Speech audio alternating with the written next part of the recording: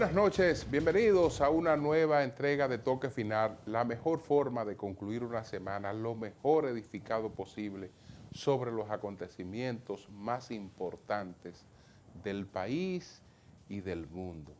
De acuerdo con las publicaciones que ha generado en las redes sociales el fallecimiento de Chinino Lluveres, pues este personaje, de acuerdo con esas lecturas, pues va directo hacia el infierno de Dantes, porque cultivó una imagen muy, muy negativa por varios hechos, el principal de ellos, el asesinato del periodista Orlando Martínez, un hecho que se produjo en el año de 1973. Entonces, él es identificado por uno de los autores materiales de esta ejecución contra Orlando Martínez por Pau Castro, que entonces no era general, él, era ya un oficial, pero no general. Y después de este hecho, él continuó y llegó hasta el rango de general, porque el hecho no se judicializó de inmediato, sino que se aguardó un tiempo para que se llevaran a cabo las investigaciones que permitieron someter a la justicia a los autores materiales. Y también a Chinino Lluveres como cómplice o presunto autor intelectual. Y pues él fue condenado en una decisión de primera instancia, pero esa decisión fue variada en apelación y en el resultado final resultó que Chinino Lluveres fue descargado de ese caso de Orlando Martínez. Eso no impidió que se le siguiera señalando como el principal responsable de ese hecho. Él también estuvo vinculado a otros hechos, el caso del bombardeo que se hizo desde la Fuerza Aérea a la capital dominicana, parte del casco urbano principal de nuestra capital durante la Guerra Civil de 1965, y más reciente supimos de él porque le robaron nada más y nada menos que 6 millones de dólares en efectivo en su residencia en Casa de Campo, justamente en la misma residencia en la que acaba de morir. Y aquel acontecimiento no se investigó. Se habló de él, pero no se investigó. ¿Cómo era posible que este caballero tuviera esa suma de dinero? ¿De dónde era ese dinero? ¿Cuál es la procedencia de ese dinero? Ah, bueno, que es una persona que está en actividad económica que requiere efectivo. ¿Cuál actividad económica? ¿Cuál? Si él no estaba realmente, él estaba viviendo en su retiro en Casa de Campo. Entonces es probable que allí estuviera operando una intermediación financiera fuera de ley. Es decir, un mantequilla pero de otro nivel. Un mantequilla pero de otro nivel. Porque probablemente se trataba de dinero de personas que no podían ir a llevarlo a un banco. Porque ustedes saben que el banco, después de ciertas sumas, después de $10,000 para allá, por ejemplo, tiene que hacer la debida diligencia. Y si se depositan menos de $10,000, pero se hace con frecuencia, entonces también se prende la alerta y hay que identificar el origen de esos recursos. Entonces, quien no está en capacidad de hacerlo, sobre todo con sumas tan importantes, busca quien guarde el dinero.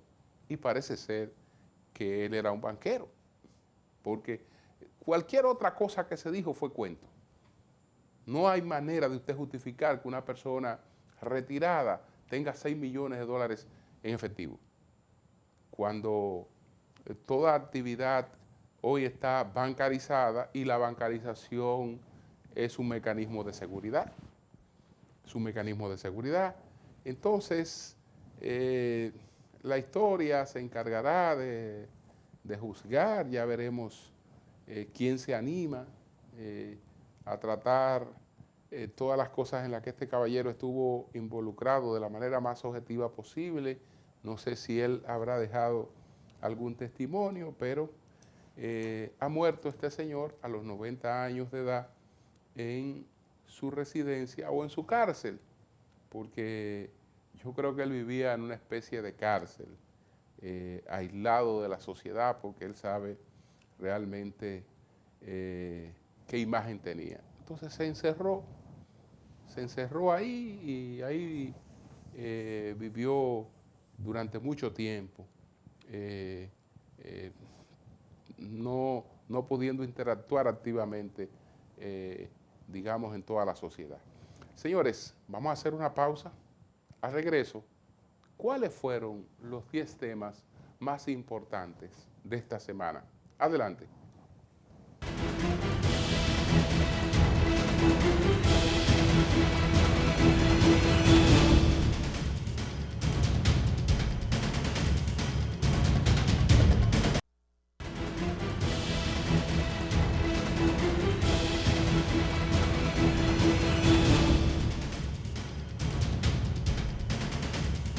El presidente Luis Abinader esta semana pronunció el discurso inaugural del 11º Foro Iberoamericano, que este es un evento previo a la cumbre iberoamericana, que la número 28 se va a celebrar en la República Dominicana en el año 2023.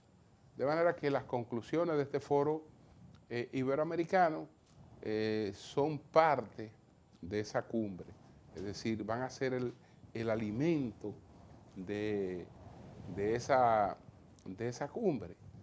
Entonces, en términos de contenidos, el presidente abordó el tema de la paz y de la seguridad. No hay democracia sin paz y sin seguridad. Y precisamente, aunque aquí tenemos paz, hay que reconocerlo, que tenemos paz, que tenemos estabilidad, que tenemos un debate político civilizado, eso lo tenemos, que se celebran elecciones y se respetan los resultados, pero tenemos paz, es verdad que tenemos paz. Ahora, no tenemos lo otro y el presidente dice que son las dos cosas que se necesitan para que haya democracia. Necesitamos seguridad ciudadana y esa seguridad pues es echada cada vez más en falta. Más en falta.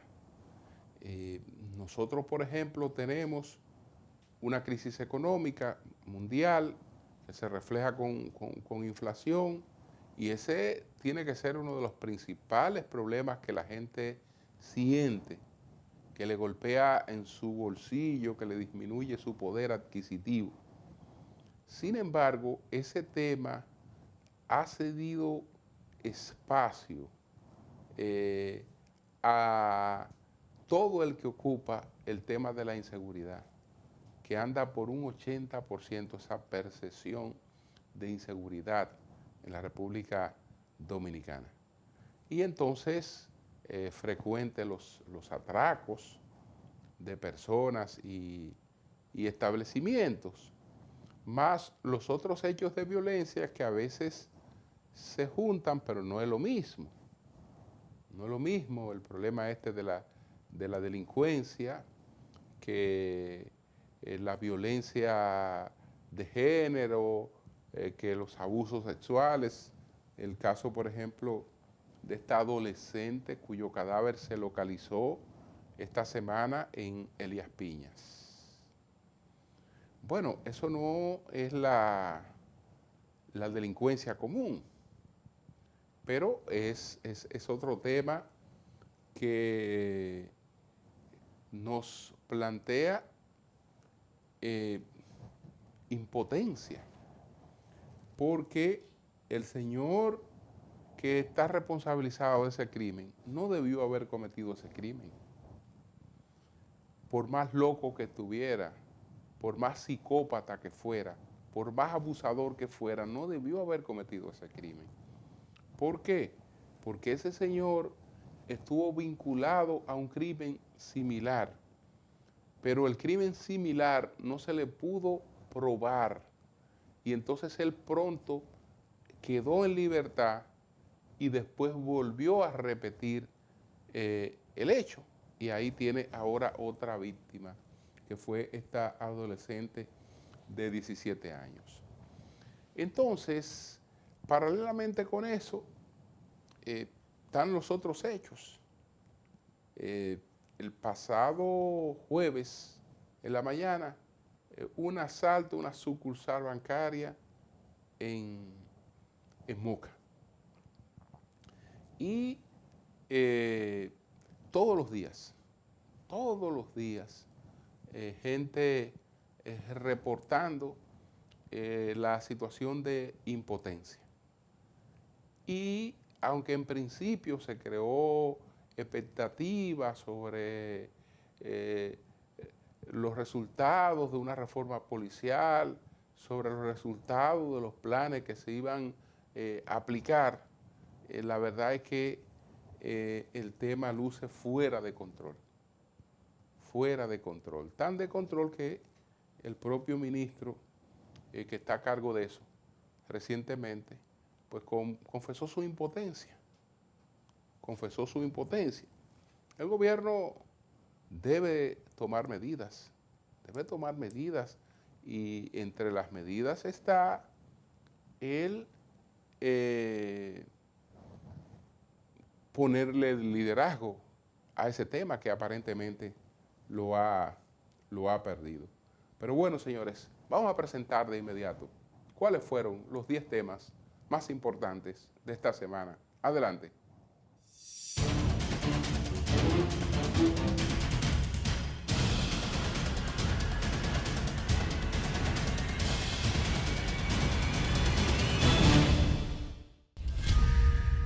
Vitico Herarte, reconocido folclorista, coreógrafo y maquillista, fue hallado muerto en su residencia ubicada en la calle Aquiles García del sector Jardines Metropolitanos en Santiago de los Caballeros.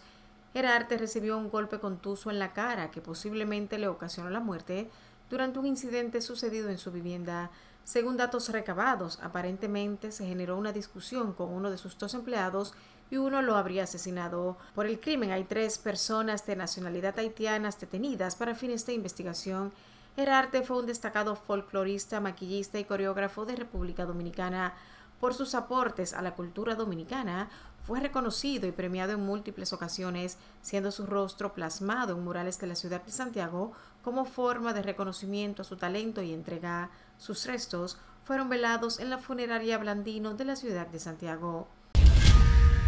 El primer tribunal colegiado de Santo Domingo sentenció el pasado lunes a 20 años de prisión al cabo de la Policía Nacional Yanli Disla Batista por ultimar de un disparo en la cabeza a la arquitecta Leslie Rosado en octubre del año pasado. A su vez, halló culpable de complicidad al motorista Rafael Castillo Novas, quien fue condenado a 10 años. Se recuerda que el incidente en el que perdió la vida Rosado ocurrió la noche del sábado 2 de octubre del 2021, mientras la arquitecta y su hija de 15 años se desplazaban por la avenida Duarte hacia Boca Chica en un vehículo Mercedes-Benz. Conforme al relato del Ministerio Público, Rosado rozó levemente la motocicleta Suzuki en que transitaba Disla Batista junto a su esposa Santa de Jesús Ramírez y sus 2 hijos menores de edad, quienes resultaron ilesos. Rosado no se detuvo. Disla Batista realizó varios disparos e impactó al vehículo de la hoy Oxisa mientras ella huía tratando de salvar su vida y la de su hija. Posteriormente, Disla Batista abordó la motocicleta que conducía el coimputado Castillo Novas y juntos persiguieron el vehículo de Rosado y próximo a la playa de Boca Chica. El escapo policial impactó la jipeta de la hora Oxisa. Con el arma de reglamento en la mano, el entonces agente policial golpeó repetidas veces el cristal del lado del conductor y ultimó a Rosado de un balazo en la cabeza. Pasa de nuevo. El artista urbano Elvis Manuel Santos Alcántara, mejor conocido como Honguito Uá, atropelló a un motociclista que murió al instante. La víctima fue identificada como el nacional haitiano Elma Averner, de 25 años, quien se transportaba en una motocicleta. Tras el hecho, el artista huyó de la escena y dejó abandonada la jipeta Mercedes-Benz negra involucrada en el incidente, informó el coronel Diego Pesqueira, vocero de la Policía Nacional. El accidente se registró a las 4:10 de la madrugada cuando el artista circulaba por la avenida Duarte, casi esquina Nicolás Teobando en el Distrito Nacional. Pesqueira explicó que Honguito Uá huyó a bordo de otro vehículo al que varias unidades policiales persiguieron. Sin embargo, el artista logró escapar al entrar por uno de los grandes hoteles ubicados en la avenida George Washington. Se presume que el intérprete estaba conduciendo a alta velocidad y bajo los efectos del alcohol. El exponente urbano ha estado involucrado en los últimos 2 años en más de 5 accidentes de tránsito en el que personas han resultado heridas. Murió el pasado miércoles a los 90 años en Casa de Campo La Romana el general retirado Salvador Lluveres Montaz Chinino, es jefe de la Fuerza Aérea y de la Policía Nacional, a quien señalan como autor intelectual del asesinato del periodista Orlando Martínez y de ordenar otros crímenes durante los 12 años del presidente Joaquín Balaguer. Según informes, la muerte de Chinino se produjo a causa de un infarto mientras dormía en su villa de La Romana. En los 12 años de Balaguer, Lluveres Montaz fue también secretario de Interior y Policía. El general retirado además fue sospechoso del homicidio en 1970 del también periodista Enrique Piera Puig, padre de la comunicadora Nuria Piera. Junto a Chinino Lluveres por el crimen de Orlando fueron procesados el general Joaquín Pou Castro e Isidro Martínez, fallecidos, el ex sargento Mariano Durán Cabrera y los civiles Rafael Lluveres Ricard y Luis Emilio de la Rosa. Sin embargo, solo fueron condenados los exmilitares Pou Castro, Lluveres Ricard, Durán Cabrera y el civil Emilio de la Rosa. El tribunal ordenó el desglose del expediente en el caso del general Chinino por supuestos motivos de salud. Lluveres Montaz estaba retirado de la vida pública hace años, hasta que en febrero de 2021 fue víctima de un asalto en su residencia, donde le habrían robado $6.4 millones. El candidato presidencial electo por el Partido de la Liberación Dominicana, PLD, Abel Martínez, informó que el miembro del comité político Francisco Javier García es el coordinador general de su candidatura presidencial de cara a las elecciones del 2024. Asimismo, Martínez realizó 3 nuevas designaciones en su equipo de campaña como parte de la renovación del liderazgo político y su apuesta por la preparación y el talento joven. En ese sentido, Martínez designó al economista Juan Ariel Jiménez, miembro del comité político y exministro de Economía, Planificación y Desarrollo, como coordinador nacional del equipo técnico.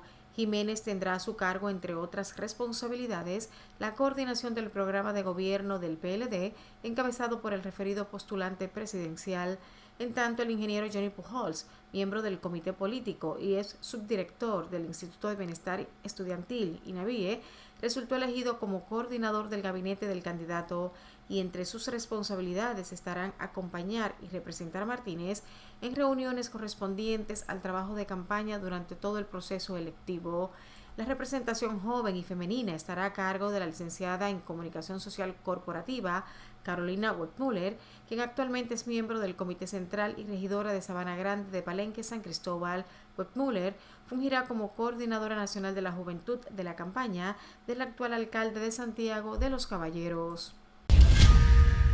El Banco Central aumentó su tasa de interés de política monetaria en 25 puntos básicos pasando de 8.25% a 8.50% anual. De este modo, la tasa de la facilidad permanente de expansión de liquidez incrementa de 8.75% a 9.00% anual y la tasa de depósitos remunerados overnight de 7.75% a 8.00% anual. Esta decisión se basa en una evaluación exhaustiva del comportamiento reciente de la economía, especialmente de la evolución de las presiones inflacionarias. Con relación a los factores externos, recientemente se ha registrado una moderación en los precios de las materias primas, particularmente del petróleo y de los alimentos, así como en los costos del transporte de contenedores a nivel global. Por otro lado, la inflación doméstica ha estado influenciada por los efectos de segunda vuelta de estos componentes externos y por presiones de demanda interna, en la medida que se mantiene el impulso de la actividad económica. En ese contexto, la variación mensual del índice de precios del consumidor, IPC, fue de 0.29% en septiembre, luego de una variación de 0.21% en agosto, significativamente inferior al promedio mensual de los últimos 12 meses. De esta forma, la inflación interanual mantiene su moderación al reducirse en unos 100 puntos básicos, desde un máximo de 9.64% en abril a 8.63% en septiembre. En efecto, con este incremento de 25 puntos básicos y bajo las previsiones económicas actuales, la tasa de interés de referencia ha alcanzado el nivel adecuado para que la inflación converja al rango meta de 4% más 1% antes de que finalice el segundo trimestre del próximo año. Más de 24 horas después de la victoria de Lula da Silva, Jair Bolsonaro habló por primera vez desde los resultados de las elecciones el pasado domingo. El mandatario brasileño se reivindicó como líder de la derecha y no se refirió a la derrota. Tampoco habló de su rival Lula da Silva, quien ganó los comicios y es el presidente electo de Brasil. Su silencio alimentó a algunas facciones de sus seguidores más radicales, como parte de los camioneros. En al menos 25 estados de Brasil se han visto como mínimo 321 bloqueos de carreteras por parte de camioneros que afirman que hubo fraude en las elecciones. Con el 99.89% de los votos escrutados, el líder de izquierda se impuso con el 50.87% de los votos frente al 49.13% que obtuvo Bolsonaro. Tras una jornada electoral llena de suspenso, el resultado final llegó. Lula será el próximo presidente de Brasil por tercera vez. Apenas salieron los resultados, la comunidad internacional saludó la victoria de Lula. Lula se reunió en Sao Paulo con su homólogo argentino Alberto Fernández. De igual forma, mandatarios europeos como Emmanuel Macron o Pedro Sánchez felicitaron al nuevo presidente electo. La ONU también felicitó al ganador de las elecciones brasileñas en voz de su secretario general Antonio Guterres. En el continente americano se multiplicaron las felicitaciones por parte de los líderes regionales, tanto en el norte por parte de Joe Biden, Justin Trudeau y Andrés Manuel López Obrador, como en el resto del continente, con múltiples tweets y mensajes como Pedro Castillo desde Perú, Gabriel Boric en Chile, Luis Arce de Bolivia o Xiomara Castro de Honduras, frente a una multitudinaria manifestación de sus partidarios que se congregaron para celebrar la victoria. Luis Ignacio Lula da Silva dio su primer discurso tras ganar las elecciones presidenciales de Brasil. El expresidente que gobernó el país de 2003 a 2010 hizo un llamado a la unidad del país. Me considero un ciudadano que ha vivido un proceso de resurrección. Intentaron enterrarme vivo y aquí estoy, ha dicho Lula en su primera comparecencia tras los resultados. Los jefes de Estado, ministros y negociadores, junto con activistas climáticos, alcaldes, representantes de la sociedad civil y directores ejecutivos, se reunieron desde hoy hasta el 18 de noviembre en la ciudad costera egipcia de Sharm el-Sheikh para el encuentro anual más importante sobre acción climática. La conferencia de las partes de la Convención Marco de las Naciones Unidas sobre el Cambio Climático, COP27, se basará en los resultados de la COP26 para adoptar medidas en ciertas cuestiones esenciales para hacer frente a la emergencia climática, que incluyen desde la reducción urgente de las emisiones de gases de efecto invernadero, el fortalecimiento de la resiliencia y la adaptación a las consecuencias inevitables del cambio climático, hasta el cumplimiento de los compromisos de financiación de la acción climática en los países en vías de desarrollo. Ante la creciente crisis energética, las concentraciones récord de gases de efecto invernadero, el aumento de los fenómenos meteorológicos extremos, la COP27 busca conseguir que se renueve la solidaridad entre los países para cumplir el histórico Acuerdo de París que se adoptó en beneficio de las personas y del planeta. La COP27 en Egipto, a diferencia de las anteriores ediciones, se enfrenta a fuertes obstáculos geopolíticos que podrían frenar sus aspiraciones e incluso entorpecer los acuerdos alcanzados en Glasgow. La guerra en Ucrania, la crisis energética y alimentaria sirven de escenario a esta nueva jornada por la causa climática. El aumento de los precios de los alimentos y los combustibles, el aumento de la deuda y la recesión económica amenazan la acción climática global, mientras los compromisos asumidos hace casi un año en el Reino Unido corren el riesgo de ser víctimas de las consecuencias de la guerra de Rusia en Ucrania.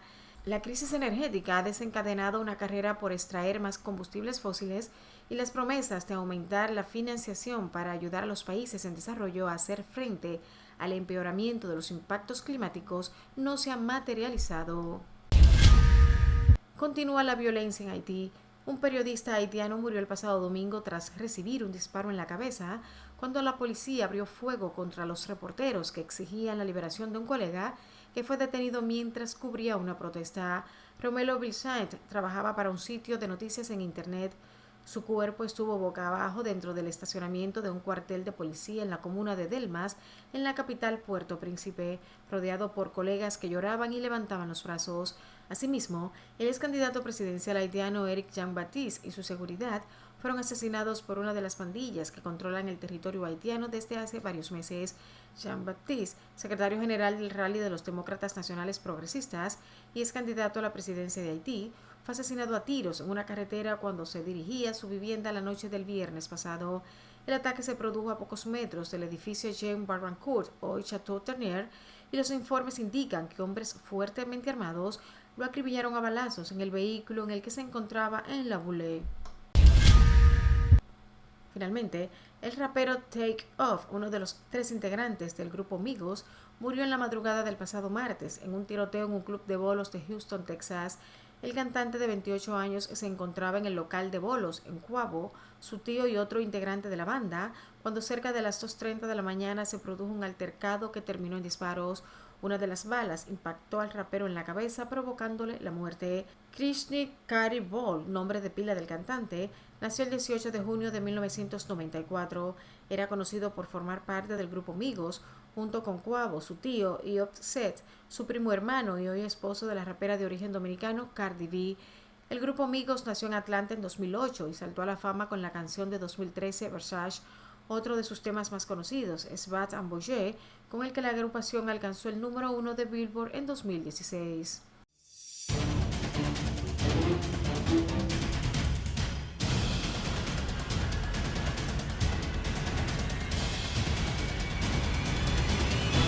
Bien, vamos a una pausa, retornamos en breve.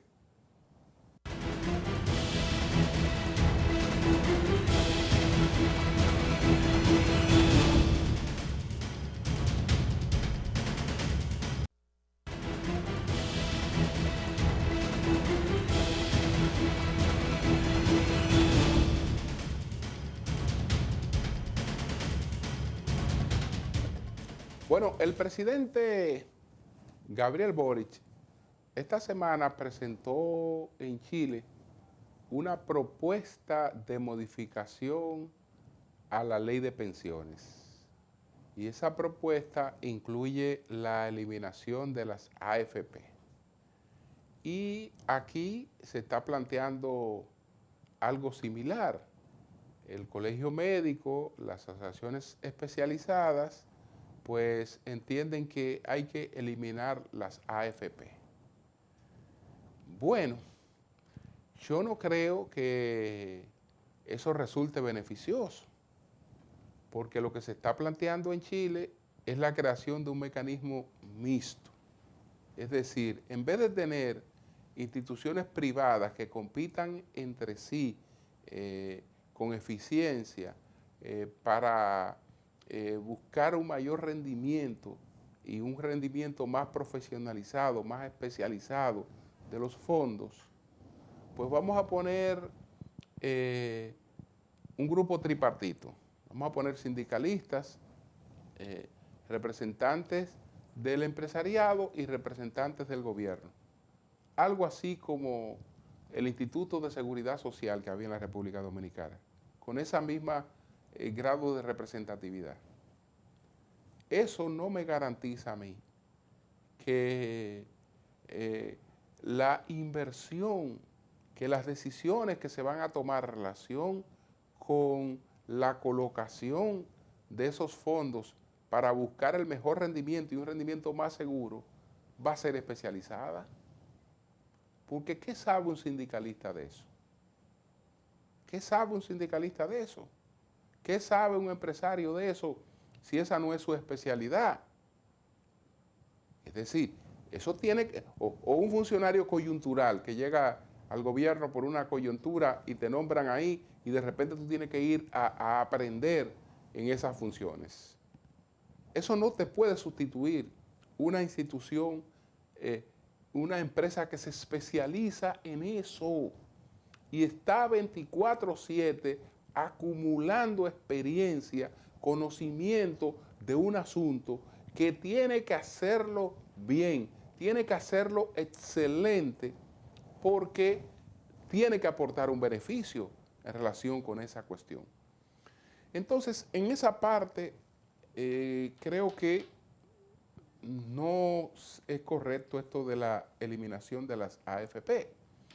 Ahora bien, es importante que sepamos cuál es la diferencia de nuestro sistema de pensión con el chileno, porque cuando en Chile se empezó a pedir, que hoy el propio gobierno está arrepentido y los trabajadores están arrepentidos también, que le devolvieran sus ahorros en los fondos de pensiones, los trabajadores chilenos podían hablar, llenarse la boca de decir, de reclamar sus ahorros, porque el 10.5 que se aporta para las pensiones en Chile sale del bolsillo de los trabajadores, sale del sueldo de los trabajadores, del de ellos, no compromete para nada la empresa.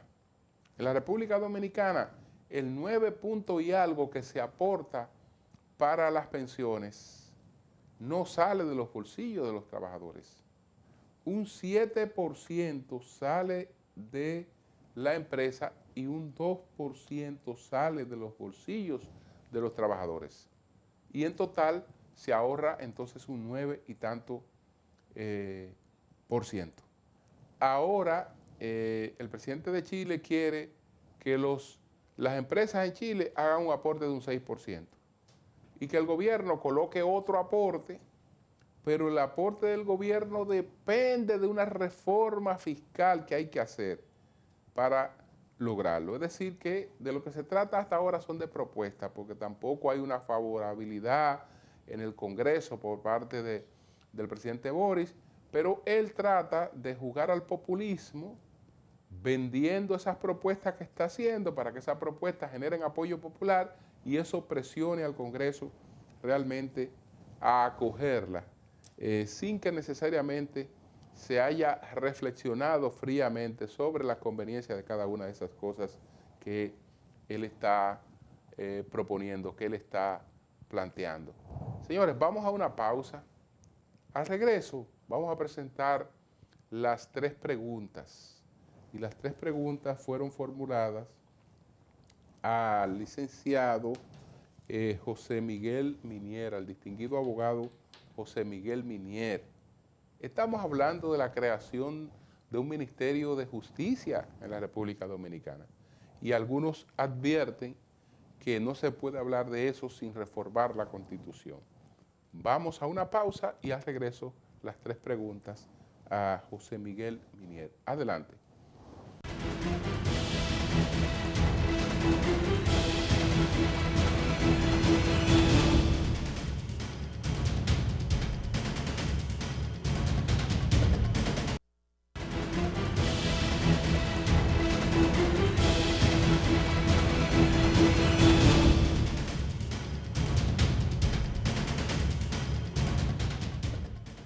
¿Es necesario modificar la Constitución para la creación de un Ministerio de Justicia? ¿Es necesario separar las funciones del Ministerio Público actual de la parte administrativa? vamos a ver qué opina en las 3 preguntas el licenciado José Miguel Minier. Adelante.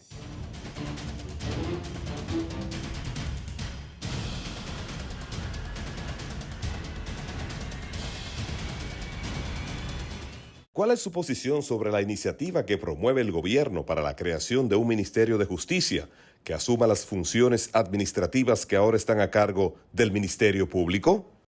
Lo primero es que debo decirle que eso hay que verlo con pinza y con una lupa, por una sencilla razón. El Ministerio Público, lo que hay que buscar es la creación de ese proyecto de ley de un Ministerio de Justicia, es por 2 razones. Primero, quitarle ese peso de encima a la Procuraduría General de la República, el sistema penitenciario y el Laboratorio de Criminalística, el Instituto Nacional de Criminalística, el INACIF. Lo que debe entender la sociedad son 2 cosas. Aquí hay empresas muy grandes, como por ejemplo el Grupo Vicini, el Grupo Corripio, la Sociedad Industrial Dominicana, que tienen cientos de empresas. ¿Qué hacen ellos? Que tienen un holding y ese holding es que dirige todo como si fuera, vamos a decir, el Procurador General de la República. Y tienen gerente en cada una de esa división de marca que ellos producen o de esa empresa que ellos tienen. Entonces, la pregunta que debe hacerse la sociedad y el pueblo dominicano, ¿para qué crear un Ministerio de Justicia para esas 2 instituciones? Cuando lo que hay que buscar es eficientizar a los directores de esas 2 instituciones, al director del INACI y al director del sistema penitenciario. ¿En qué sentido? Buscar un administrador de empresa, un ingeniero industrial que sepa organizar y dirigir y automatizar todo eso, que todo esté automatizado. Porque crear esa burocracia con ese ministerio nuevo, ¿qué va a pasar? Que hay que crear nuevas fuentes de empleo, nuevos presupuestos. Si, por ejemplo, esas 2 instituciones se llevan 500 millones de pesos, no se le va a restar del presupuesto a la Procuraduría General de la República. Va a haber que buscar 500 millones más. Y la gente diría, pues sí, pero que se busque para mejor eficiencia. Entonces, ¿por qué no se le da a la Procuraduría? El problema es falta de gerencia que hay en la Procuraduría General de la República, no ahora con doña Miriam Germán Brito, con todos los procuradores anteriores, al igual que en el sistema de justicia. Para que la sociedad entienda, cualquier empresario, por pequeño que sea o grande, manda a poner una denuncia de que le robaron para poder reclamarle al seguro. Usted va al departamento de denuncia, pone la denuncia. De ahí, con esa hoja de la denuncia, lo mandan a usted al departamento de robo para llevar esa hoja, ellos darle entrada, y cuando usted le solicita que le den una certificación de que usted puso esa denuncia, porque el seguro no acepta la denuncia, usted tiene que ir al Palacio de Justicia a buscar esa certificación. Oiga, qué trámite burocrático de gastar dinero en hoja, tiempo y de todo, cuando el que mismo recibe la denuncia pudiera emitir la certificación de una vez y mediante un correo electrónico o mediante el servidor, el departamento de robo, con el número de la denuncia que uno vaya, ya está el todo. Pero eso mismo pasa en el sistema de justicia. Cuando se modificó, mejor dicho, la Constitución en el 2010, se creó el Consejo Nacional de la Magistratura. Todo el mundo creía, principalmente yo que cumplo 35 años de ejercicio el año que viene, en febrero, entendíamos que ya se resolvió el problema de la justicia, pero no es así.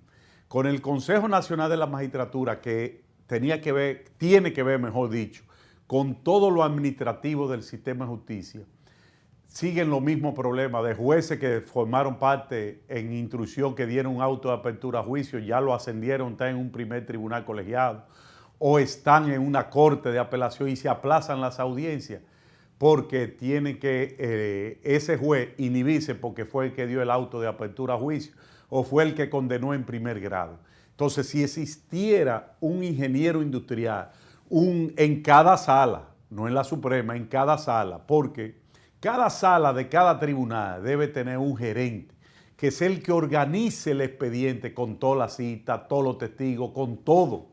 Entonces ahí, cuando el juez haga la función como establece la Constitución del 2010, solamente para lo jurisdiccional, no tener nada con el aspecto administrativo. Entonces eso pasa con la Procuraduría General de la República. Uno puede decir, es buena intención, pero va a pasar lo mismo. Si no se busca un buen gerente, un buen administrador, el misma falencia que tiene el sistema penitenciario, lo va a tener con 1.000 millones que le pongan, 2.000 millones, si no hay una persona con capacidad. ¿Pueden ser traspasadas funciones como la de la administración penitenciaria y construcciones a otra entidad sin la necesidad de crear un nuevo ministerio? Claro que sí. El artículo 169 de la Constitución, inciso 2, tiene una reserva de ley que dice que mediante ley se va a manejar el sistema penitenciario y cualquier otra cosa. Entonces, si se crea una ley que se pueda crear, no un ministerio, se puede traspasar. Por ejemplo, crear una dirección de prisiones y no hay que crear el ministerio. El mismo director de prisiones, crearlo por ley, que eso es una dirección como si fuera bienes nacionales, como si fuera la Dirección General de Aduana que pertenecen a Hacienda. Entonces, no hay necesidad de eso. Quedarse con la misma burocracia, entonces darle funcionabilidad e independencia a esa dirección. Colegio de Abogados, Finjus, juristas y otras entidades han expresado que para la creación del Ministerio de Justicia sería imprescindible una reforma constitucional. ¿Cuál es su opinión? No creo que exista la necesidad de modificar la Constitución para eso. Por lo que dije anteriormente, el artículo 169 de la Constitución, inciso 2, es muy claro, hizo una reserva de ley en cuanto a ese punto del Ministerio Público. Y si fuera necesario, entonces es una discusión sin necesidad en estos momentos de crisis que está viviendo este país y de incertidumbre. Eso es echarle más leña al fuego. Yo no veo necesidad de eso. Yo lo que creo que debemos es eficientizar el sistema de justicia. Entonces lo que falta es gerencia, administración. No es crear cosas nuevas.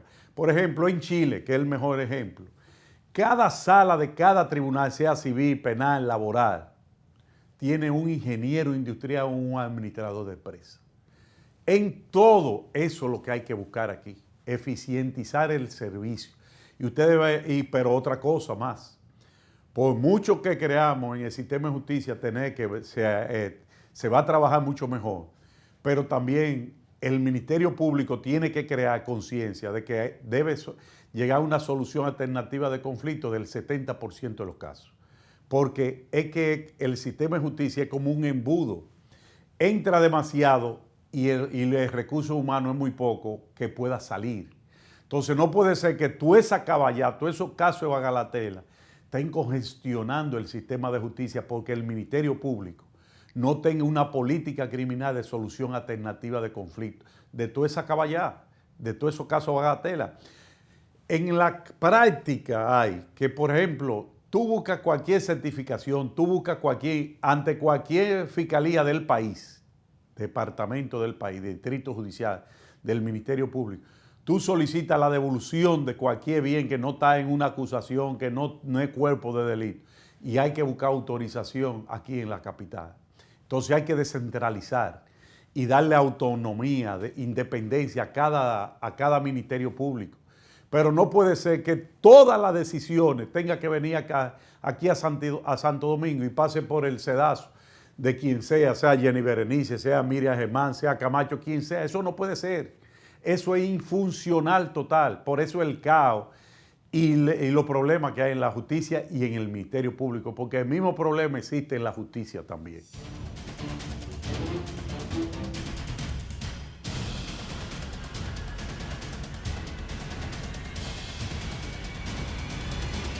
Bien, señores, vamos a una pausa, retornamos en breve.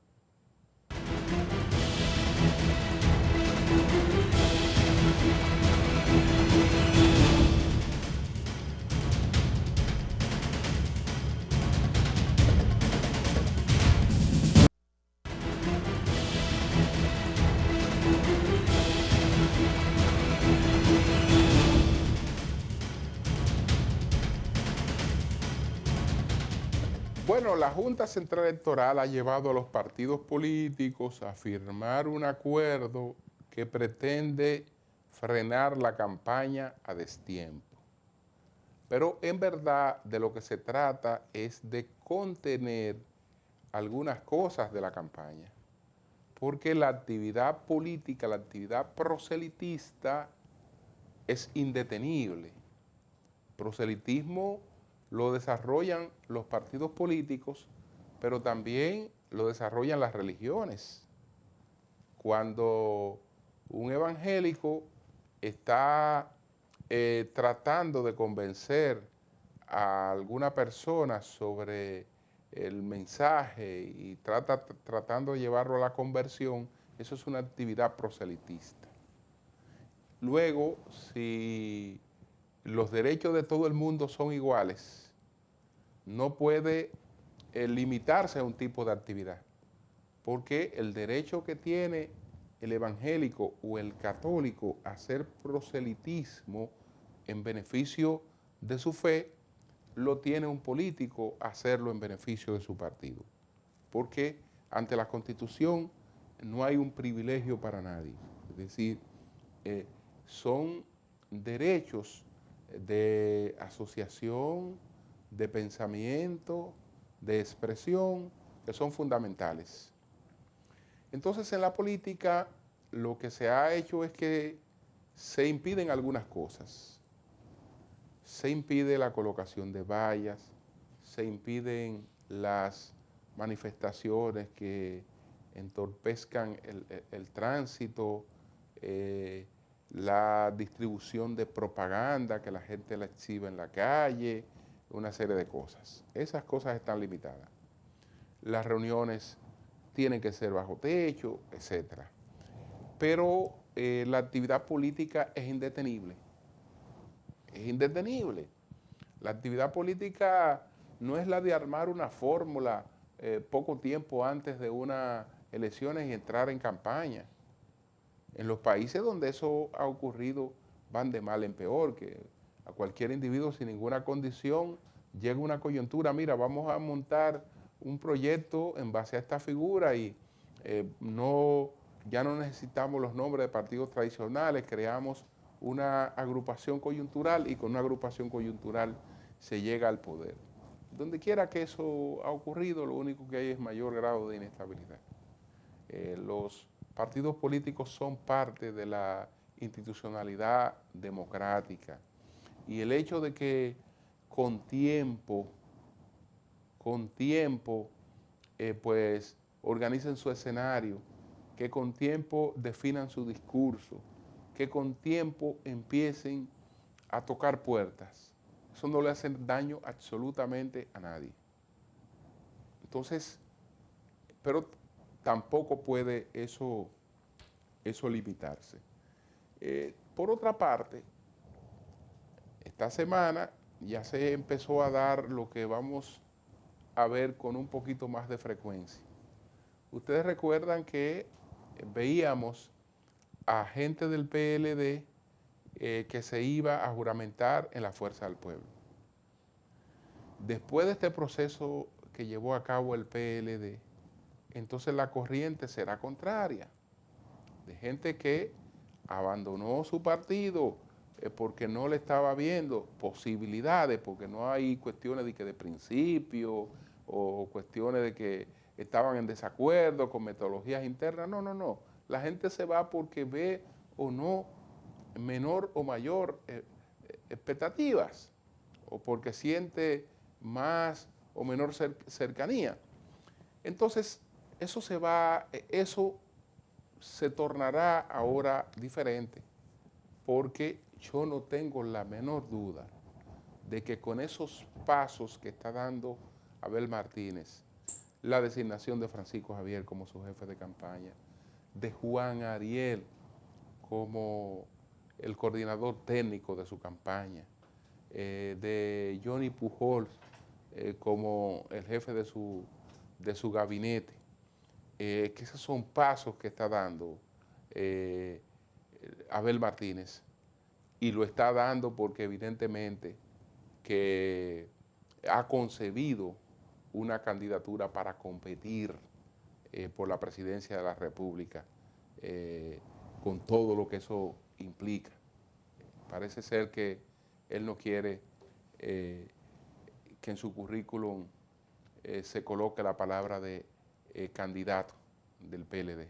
Parece que su propósito es firme en el sentido de buscar el poder a través de ese partido. Señores, buenas noches a todos.